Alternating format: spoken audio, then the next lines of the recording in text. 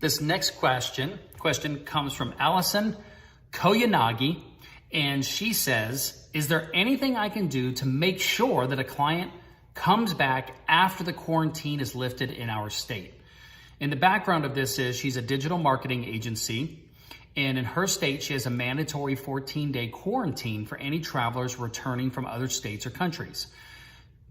Our state relies heavily on tourism, and many businesses have been closing or suffering because the quarantine deters many tourists from visiting and supporting these businesses. One of my clients told me today that they would like to suspend services until the quarantine is lifted, which is tentatively September 1st. My agreement says a client needs to let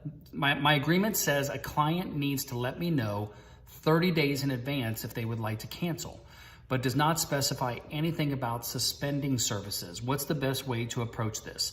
Should I suggest a deferment of the August payment until the end of September while continuing services for him? Or should I just suspend services hoping he will really want to continue services after September 1st? Thanks for your time and experience.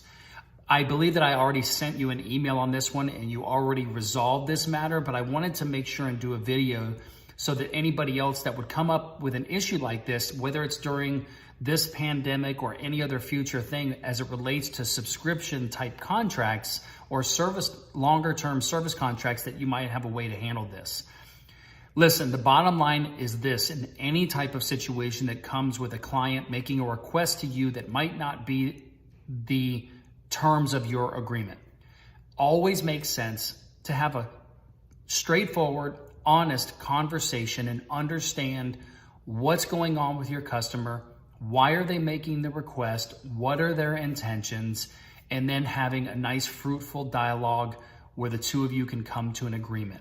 That's always served me best whenever I've had conversations like this in the past. There's nothing that we can do to force a client to do something when their hands are tied. And any time that we might try to push a contract, the terms of our contract, or anything on a client when they're going through some sort of turmoil themselves, will do nothing but jeopardize the strength of the relationship and probably end up hurting you in the long run. A good, strong, open dialogue of communication between you and your client will always serve you both very well. That would be my recommendation. And then play the conversation along as it goes. What is their request? Why are they requesting it? What do they hope can happen in the future? What assurances can they have?